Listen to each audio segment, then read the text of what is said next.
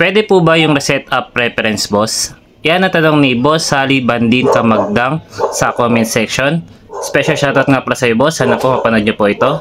Ang problema ni Boss Sally ay gusto niya pong ma-reset yung phone application doon sa kanyang Android phone. Siguro sa phone application na yon ay meron siyang nabago doon sa settings at gusto niyang maibalik sa pinaka-original settings ng phone application.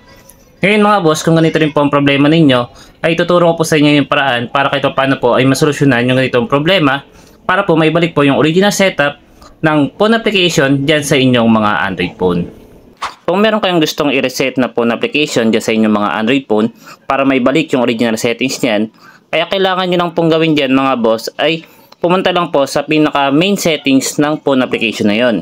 At para gawin yon, kailangan nyo lang pong i-long press yung phone application na gusto nyo pong i-reset. So for example mga boss, ito pong Messenger, long press nyo lang po yan.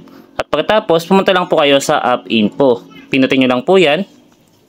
Ngayon mga boss, kapag nandito na kayo sa app info ng phone application na yon na gusto nyo pong i-reset, hanapin nyo lang po dito yung storage usage. Pinutin nyo lang po yung storage usage.